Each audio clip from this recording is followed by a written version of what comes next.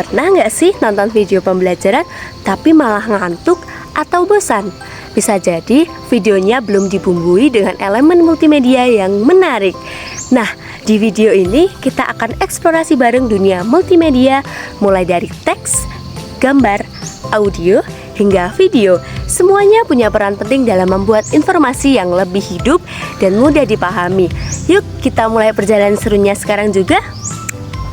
Multimedia merupakan kombinasi dari berbagai elemen seperti teks, gambar, suara, dan video yang disatukan untuk menyampaikan informasi secara efektif.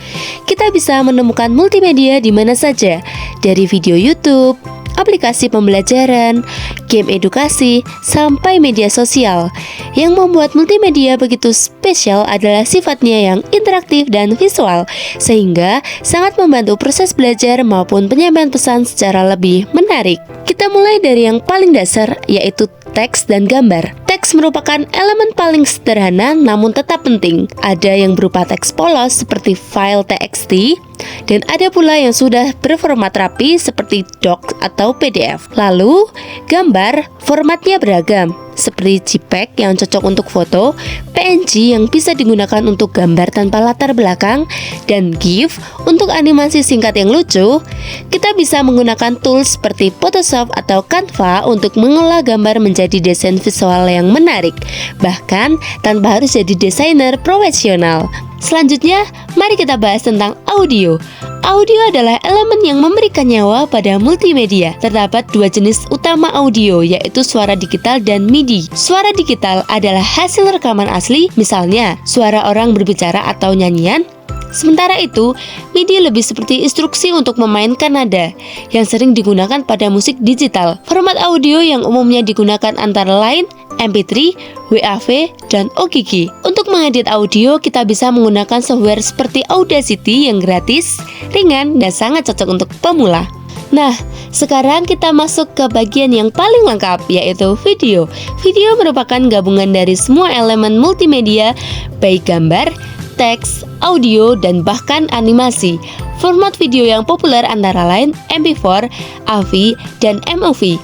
Kita bisa membuat atau mengedit video dengan menggunakan aplikasi seperti CapCut, Adobe Premiere, atau eMove. Di sana, kita bisa memotong klip, menambahkan efek transisi, musik latar, hingga teks animasi agar hasil videonya lebih menarik dan profesional.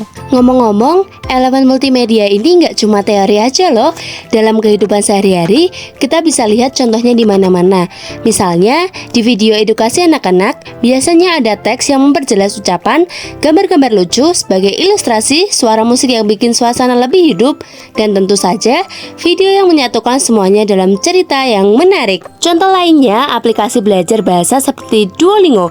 Di situ, teks, gambar, audio, dan animasi semuanya digabung buat bantu kita belajar dengan cara yang seru dan interaktif.